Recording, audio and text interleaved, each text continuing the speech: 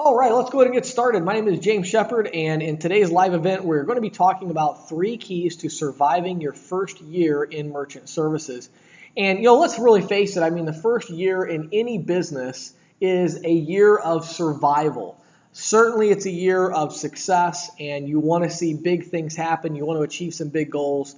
But the reality is that business is something to be survived your first year.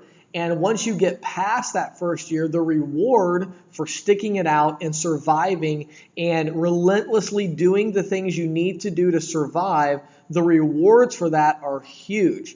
And I can tell you, of all the merchant sales professionals I've worked with, those that have spent an entire year, one full year, working in merchant services full time and doing the 3 keys that I'm going to talk to you about today, they have been very successful. They have made very good money. They have been able to set up the life for themselves that they envisioned financially and business-wise. And so it's really an important thing. And again, the important thing is key is on that word survival. And so what I want to talk to you about today is how to survive your first year in merchant services and really get going with your merchant services career. So let's go ahead and jump right in. And of course, today we're going through the Intelligence Report Volume 3, and we're going to scroll down through here a little bit.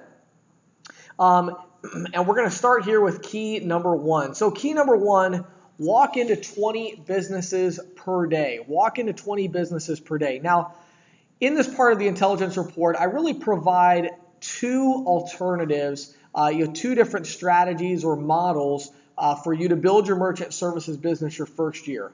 Now, one of those models would be if you have $3,000 or more per month that you can invest into lead generation. So if that describes you, and maybe you've already been successful in another business and you recognize the opportunities in this business and you have some capital to invest, at least $3,000 a month that you can put into lead generation, there are some very good alternatives to you getting out and walking into 20 businesses per day. Okay? These alternatives would include, depending on your skill set, things like online marketing through Facebook, Twitter, and pay-per-click advertising. They would include a more traditional approach of hiring potentially 2 part-time telemarketers in an office that are going to spend their entire day calling around and booking appointments for you, making follow-up calls for you, and basically scheduling your day for you to keep you busy. Now, even in that model, you're still going to be walking into 20 businesses a day, or at least 10, but you're going to be doing so with a little bit of a previous call, so they're going to know that you are coming. Now, the truth is, 95% of the sales professionals I talk to do not have $3,000 per month to dump into a large-scale lead generation campaign. And so if you don't have that, you need to abandon all of your illusions about other possibilities, okay? You're not going to survive your first year just by using Twitter and Facebook and YouTube. And believe me, I know this because I have done this with YouTube and Twitter and Facebook, and I know what kind of leads you can get. And I'm telling you that it takes a long time to build up that model. You're never going to be able to do it strictly using online marketing. Even you individually calling businesses, it's going to be extremely difficult to use telemarketing as a way to get your foot in the door. You certainly can do that. I have videos on how to do that. But what I want to present to you today is an airtight, step-by-step process that I know will be successful, even if you don't have the money to put into lead generation. If you walk into 20 businesses a day, that will be successful if you follow the other 2 keys I'm going to lay out for you today. And I want to give you a couple reasons why. Some of them are in the Intelligence Report, some of them are not. First of all, when you walk into 20 businesses per day, now the idea here is walking into 20 businesses a day where you have not yet spoken to the business owner. So we're talking about prospecting here, okay? Now, I want to explain the way in which you want to do that. The best way that I have found to do this, and it's very simple, but it really gets lost on a lot of salespeople, is to simply identify the busiest street or several busy streets in your market. So right now, you probably can already think of this. It's the street that Walmart's on, or it's the street where everybody ends up driving. It's probably a 4-lane road, and it's probably within 5 or 10 miles of your house. So most of you just came up with a name right now. You have a name in your head of, oh yeah, that really busy street. There's lots of businesses on that street. Okay? So walking into 20 businesses a day, what that looks like is you getting in your car, driving to that first business, and literally working your way down the street. Sometimes you can walk it, especially if you have like mini malls, you can walk that, or an indoor mall, you can walk through that. But the idea is you want to walk into 20 businesses a day, and you literally just want to walk in right off the street. I'm going to give you some advice on presentation that you can use, but you basically just want to walk in there. Okay, walk into every single business on that street, unless it's obviously a national corporate location. Now, let me just tell you something. Just because you think it's a national corporate, deal doesn't mean that it is. Unless you're sure you want to walk in there. One example I've used on several of my training videos. There's one business in the local area that's been a great client of mine for 5 or 6 years now, and they sell mobile phone covers. And it's a very corporate looking store. And I already knew that of at least 3 of them when I walked in the first time. There was one in the mall, there was one over in the Walmart Plaza, and then there was another one in a neighboring city that I had seen. This same business with the same very professional logo and everything. And so I almost didn't walk into that business when I was doing the street that this one is on, because I thought, well, this is a corporate, big location here. But I said, oh, well, what do I have to lose, right? So I walked in there and just said, I walked up to the counter and said, hi, my name is James Shepard, and I have a local business here in the area providing credit card processing services. And I just had a really quick question for you. Are you guys actually like a local regional type business, or are you a national chain?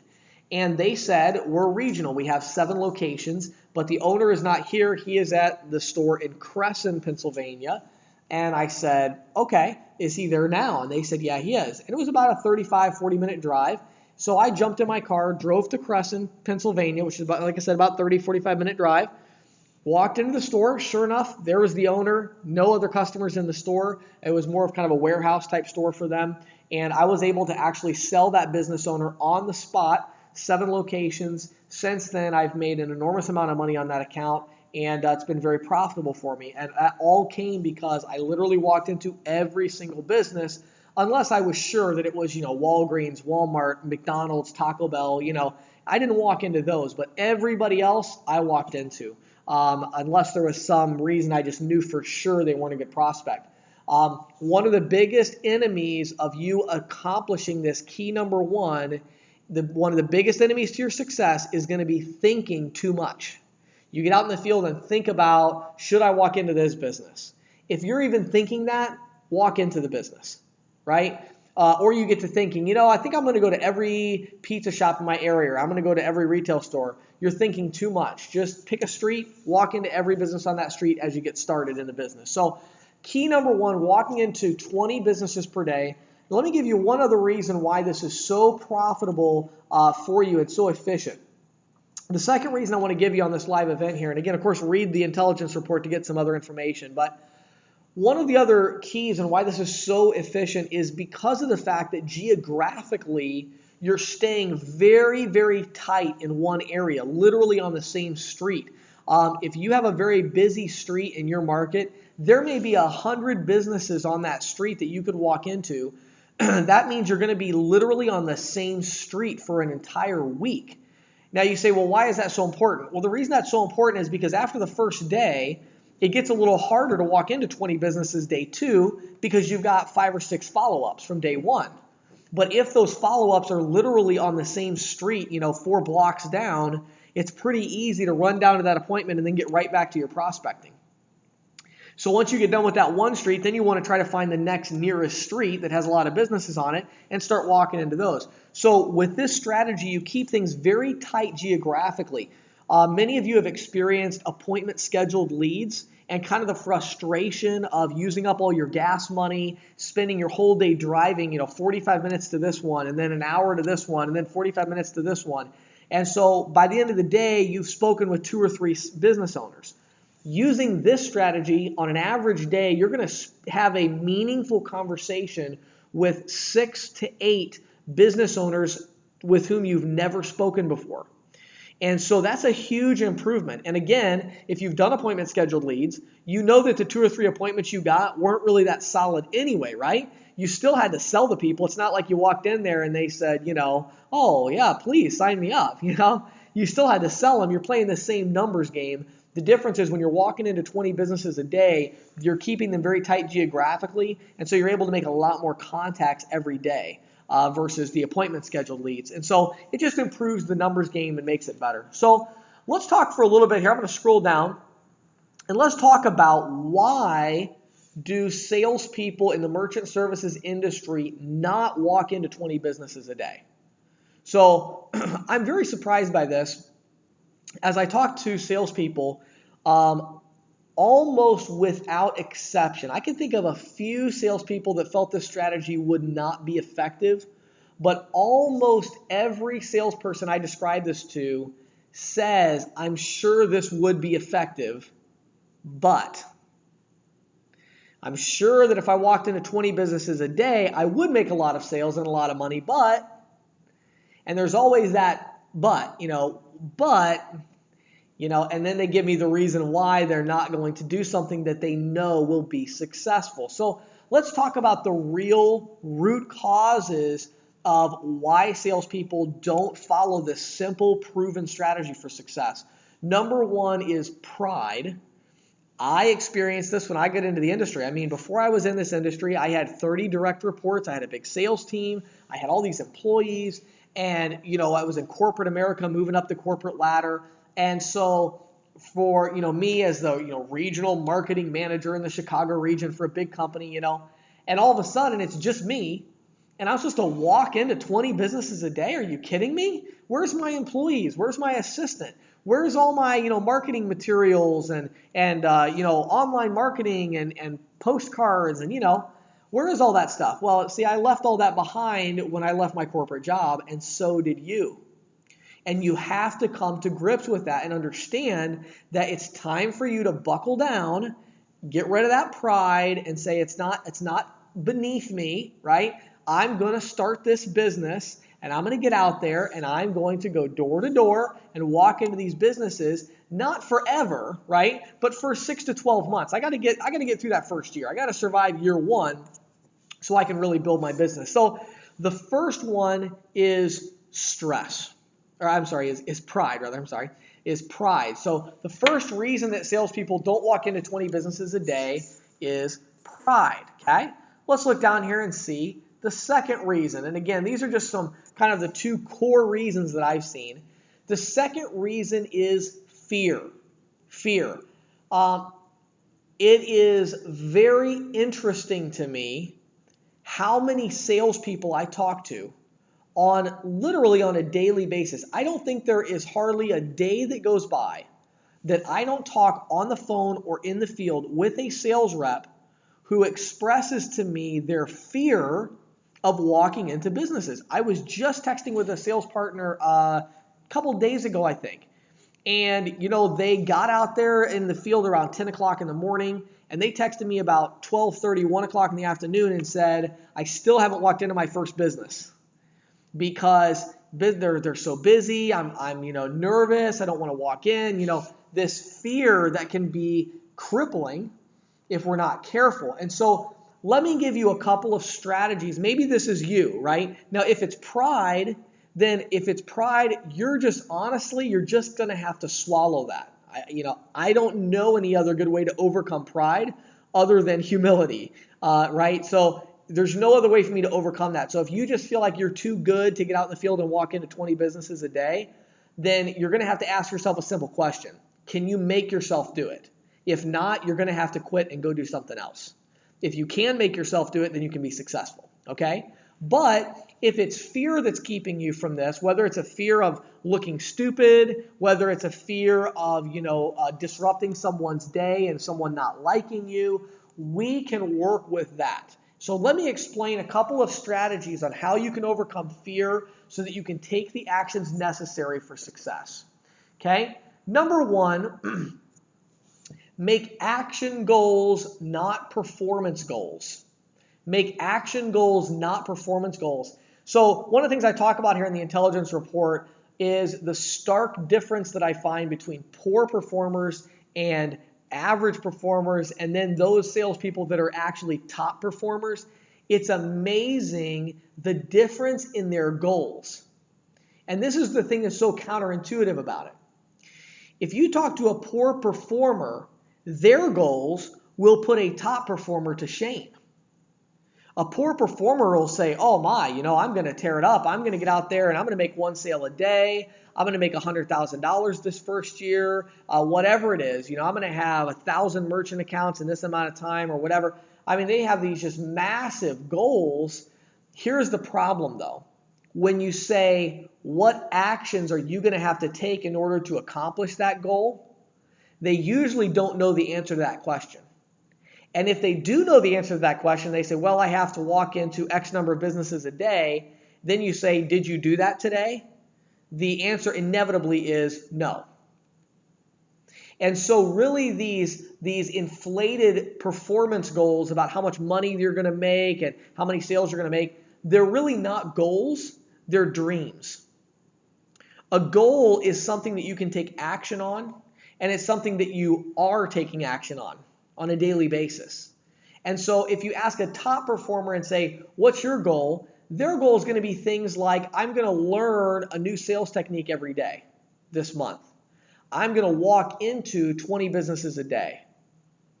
These are action-oriented goals, and these goals are 100% within the control of the sales partner. So you need to make action-oriented goals. Okay? When you make performance goals, it's going to increase your fear and anxiety because you're going to feel like, boy, I don't know if I can accomplish my goal. But see, if your goal is just to walk into 20 businesses, regardless of the outcome, that's a goal that everybody on this live event can accomplish. You may not be able to make a bunch of sales from those 20, but you can walk into 20 businesses, right? So when you have the goal of just walking into 20 businesses a day and trying to talk to the person in charge, that is a goal that is within your grasp that you can achieve. Okay? Secondly, the second way to overcome fear is to celebrate success. Okay? Now, I'm going to be really transparent and honest, and I'm going to share a personal weakness that I have, kind of an emotional flaw, you could call it. I suffer from something called fear of success. Fear of success. And I know that sounds ridiculous. It sounded ridiculous to me the first time I heard about it, but the more I read about it, the more I realized, wow, that's exactly what I have, is this fear of success. And I've spent years working on this, reading books about it, putting systems in place in my own life to combat this fear.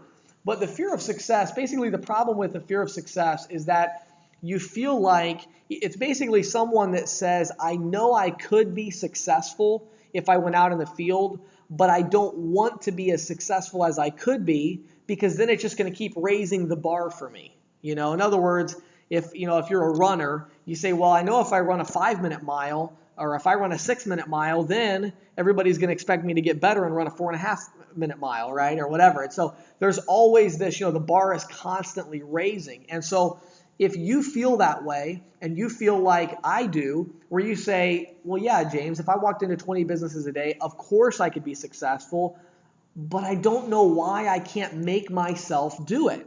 If that's you, you probably are suffering from a fear of success. And so for whatever reason, and you can do more research on this online about the fear of success and see, other ways to combat this. I have many different strategies in my own life to combat this. But probably one of the best that I found is to celebrate success. Let me give you a practical example of how I did this in the field. So out in the field, one of my goals was, again, to walk into 20 businesses a day. And so now for me, somebody who has a fear of success and also a pretty healthy ego, right? I feel like I'm pretty good at sales. So for someone like me that struggles with that, if I walked into 20 businesses and I didn't make a sale, sometimes I could really get down on myself. Or even worse, sometimes if I did make one sale, then all of a sudden I would just get this stress of, boy, I made a sale, I succeeded.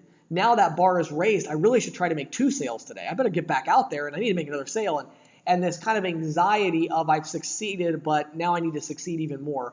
So one of the ways around that is just celebrate success. So one thing I used to do, after I walked into my 20th business for the day, there was an ice cream shop in my local market that I really liked and had really good ice cream. And I also really like listening to audiobooks on history. I love history audiobooks. And so that was just a hobby of mine that I really enjoyed. And so once I walked into that 20th business, I would take a little break because usually it would be around, lunchtime anyway. So I take my lunch break, but once I walked into that 20th business, even if it happened later in the afternoon, I would take a break and I would just go over to this ice cream shop and I'd get myself a small cup of ice cream and I would sit for a half hour and listen to an audiobook that had nothing to do with sales or business or success. It was just something I really enjoyed doing. And so I kind of gave myself that reward to celebrate success and to remind myself that success is good. Success is fun. Success is not stressful. It's exciting, and you get a reward for it. And that might sound childish to you, but when you suffer from a fear of success, you have to celebrate success and find yourself small victories. Maybe it's, hey, I just made my first sale.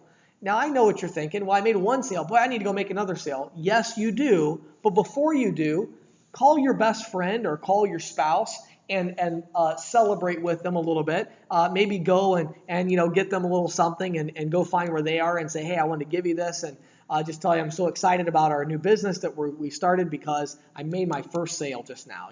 Celebrate that success and enjoy it and savor that moment before you move on. And that's a great way to overcome fear. Okay? Last thing that I have on here, and I just kind of in summary to this key number 1, I'm just going to read this paragraph to you. There's no need to work 80 hours a week at this business. You don't have to sacrifice your family or your marriage to succeed. You just need to communicate to everyone in your life that you're working a normal 40-hour schedule just like everyone else. Keep that schedule religiously and throw in an extra couple hours here and there when a customer needs support or your admin work piles up. But when you're working, work, and when you stop working, when you're done working, stop. So let me just take just a brief minute, and then we'll move on to key number 2, to summarize walking into 20 businesses a day. It doesn't take that long. It takes about 2 to 3 hours of your day. Not a lot of time, but the key to accomplishing this is to look at your business as a job so that it will survive as a business. Let me say that again. The key is looking at your business like a job so that it will become a business. And so the idea is it's important for you to say, you know what, I've got a job. I work 40 hours a week. I start every day at 9 o'clock. I end every day at 5 o'clock, just like everybody else, and then keep that schedule. What I find more often than not is people who are independent salespeople and business owners and things like that, they all think that they're really busy. But that doesn't necessarily mean that they're very productive. You've got to be focused on work while you're working, and you've got to stop working when you're done. Okay? Key number 2. So you're walking into 20 businesses a day. What's next? Key number 2, you need to update your CRM at every stop. Update your CRM at every stop. Now, I believe actually today we sent out a video on how to update our marketing platform using your mobile device. But one of the keys is that you've got to make sure that you update your CRM at every stop. Why is that so important? Well, here's the reason that that's so important. Even if you're able to conquer your pride and your fear and walk into 20 businesses a day, one of 2 things is going to happen before the end of 12 months. Probably both. Number 1, you are going to get burned out. I don't care how disciplined you are. I don't care how much character you have. If you walk into 20 businesses a day, every day, 5 days a week, 4 weeks a month, 52 weeks a year, you're going to get tired of it, okay? And you're going to get burned out. And so if that happens, well, then what? Well, if you follow key number 2, that's a natural progression that should happen. And the quality now of your leads that you're following up on are going to allow you to significantly reduce the time you have to invest in prospecting and walking into businesses for the first time. Okay, the second thing that's going to happen, in addition to you being burned out, you're literally going to start to run out of businesses. Okay? I mean, it doesn't take a rocket scientist to figure this out. You have 52 weeks a year. If you're walking into 100 businesses a week, that's 5,200 businesses in a year that you're going to walk into. That is a lot of businesses. Even if you're in a fairly urban, area, densely populated area, 5,200 is a lot of businesses, and you're going to start to get pretty far out from your home base to find businesses where you've not spoken with an owner. So then what's going to happen is if you're not updating your CRM, you're going to just keep spinning your wheels in that same muddy market and just keep, kicking up mud with the same people that told you no 15 times before. So the key here is you want to update your CRM in such a way that you're able to get a recurring lead source that's going to be coming in from your own database. Okay? So let's talk about how to do this. Number one, you want to make sure that you're establishing your personal brand with every business owner in your market.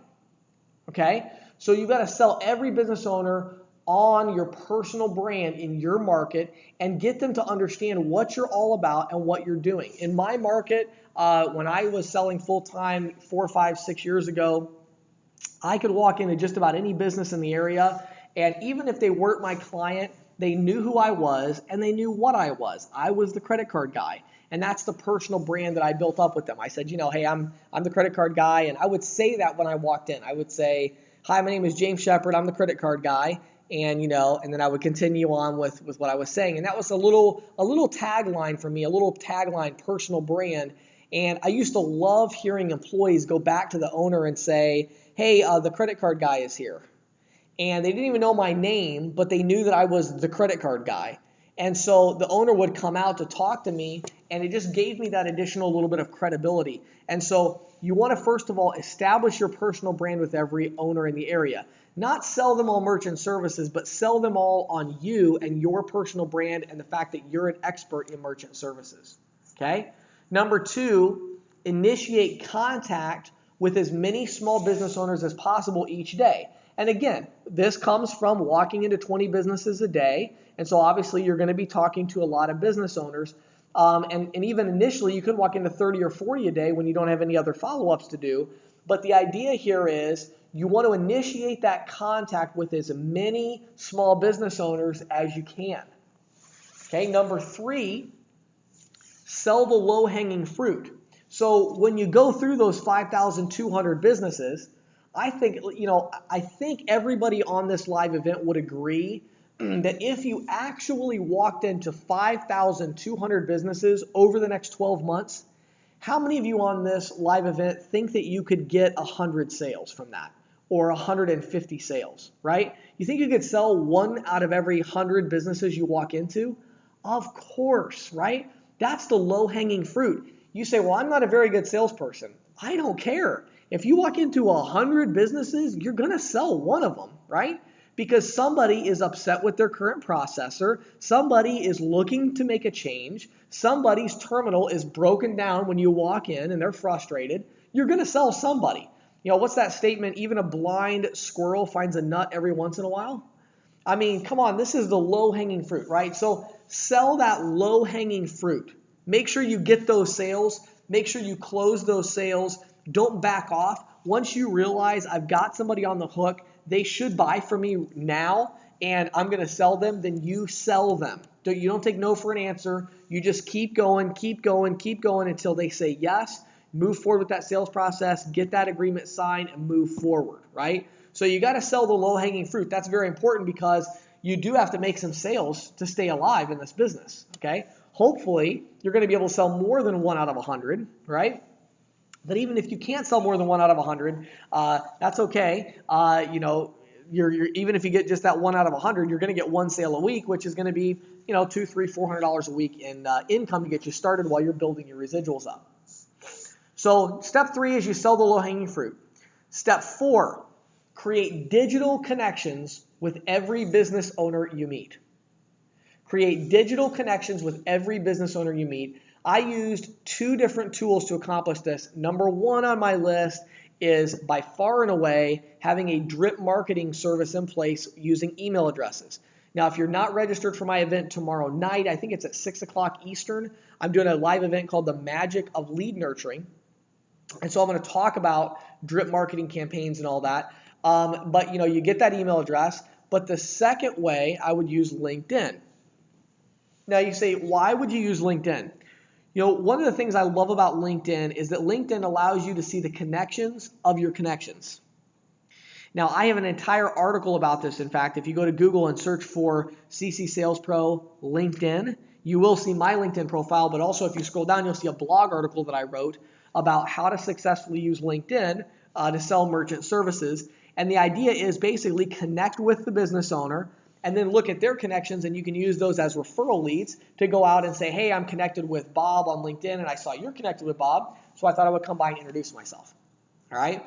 So create digital connections with every business owner that you meet, whether they buy, whether they say they're not interested, whether it's just a really quick meeting. You want to create digital connections with them by saying things like, hey, are you on LinkedIn? I'd love to just connect with you on LinkedIn. I'm connected with a lot of local business owners. Get their email address, connect with them on LinkedIn. Or saying, you know what I'd love to do? I'd love to send you some free information via email about my company and what we offer. Would you mind if I sent you that information via email? Okay? So these are all things that you can do to get that digital connection. Number 5, stay in touch with every business owner. Now, the best way to do this is to use drip marketing to send out a weekly email. Number 6, so we're talking about updating our CRM at every stop, okay? And this strategy, we want to stay in touch with every business owner. Number 6, we want to record next action steps immediately following every interaction. So this step is really the secret to staying productive rather than distracted when you're in the field. This is the difference between your CRM pushing you forward rather than holding you back. So you've got to record next action steps. You have to think about, okay, I just talked to this business owner. What am I going to do next to further this relationship? If they're already a customer, you might think about maybe a month from now, I want to come back and pitch them a website, or I want to come back and pitch them a cash advance, or whatever it is. What is your next action step? And make sure you have that in your CRM. Okay? Number 7, don't ask for referrals. Ask for connections. Don't ask for referrals, ask for connections. Let me explain this. So one thing I learned in merchant services is that people are very leery about the industry in general until they get to know you. And so if you really want to get a quote unquote referral where you ask somebody, can you refer me to any of your friends that own businesses, it's going to literally take you months before someone will trust you enough to give you a referral in this business. What I found is much more effective is saying, Bob, since I'm already out here today checking on your service, I was wondering if you knew the names of any other local business owners in the area. By using a line like that, they'll normally say, well, yeah, I know Bob over at this company and I know Susan over here. So in their mind, they're not really giving you a referral, but as far as you can use that just exactly the same as you would a referral, right? You just walk into the business and say, hi, my name is James Shepard. I talked to Ron, and he gave me your name, and I wanted to stop by and introduce myself. I do the credit card processing for Ron. So you can use it like a referral, but they look at it as they're just giving you the name of a client. So don't ask for referrals, ask for connections, and then put those connections, again, update your CRM, create a next action step that you're going to do. And then number 8, let your CRM system think and organize for you. So, something that's kind of a comical, well-known in my company is that I have a terrible memory, just absolutely terrible. And the irony is, when I was in high school, which wasn't that long ago, I was in high school about, 14, 15 years ago, and I had a really good memory. But what's happened is over time, I have these systems in place that keep everything organized for me. And as a result, I've kind of got that, mind like water where I'm focused on what I'm doing at that moment, and I just don't remember things. And so it's an absolute necessity for me to have a system that organizes all of this. So you want to have a system to where, every day when you get up, you've got people that have opened or clicked on emails the day before that are going to pop up in your system that you can go see.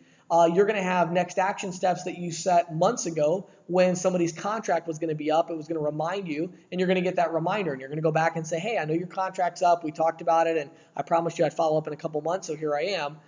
You want to make sure your system is doing the thinking and organizing for you. Okay? Let me read this little summary, and then we'll get to the final key, and we'll be done for the day. So immediately following every interaction with a business owner, take a couple minutes to update your CRM.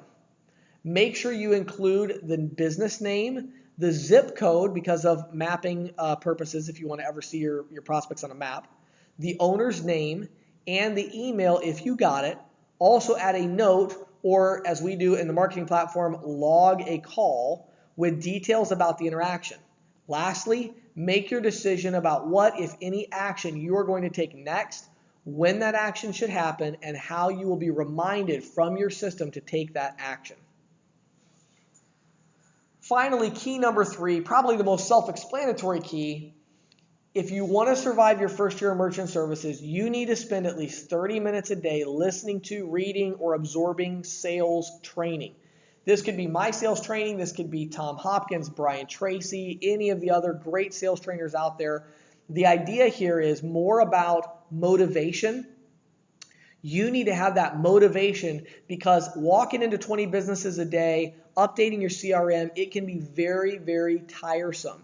And it can be, again, you can get burned out. But listening to a little bit of sales training on, an audiobook or whatever it is at the beginning of the day especially really helps me and keeps me motivated by giving me fresh ideas that I want to try in the field, and I want to try these new closing techniques or whatever it might be. And so that's really going to motivate you. And so that's really key number 3. So our 3 keys: walk into 20 businesses a day, update your CRM after every stop, and absorb 30 minutes of good quality sales training every day. If you do those 3 things, you will be successful in this business and you will survive your first year, which is going to lead to enormous success for you. Let me see if I got any questions.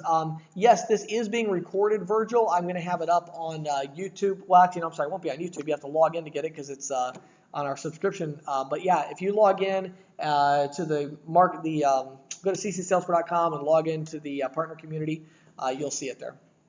So yes, that'll be on there. It's also in that LinkedIn group that we have. That's our elite LinkedIn group for our subscribers, and we'll post it there as well. So, boy, I thank you so much for everybody taking time today. I really believe each of you, if you really look at what's been presented today, I believe that you would agree with me 100% that if you do these 3 things, you will be successful. So the only question is, are you going to do these 3 things?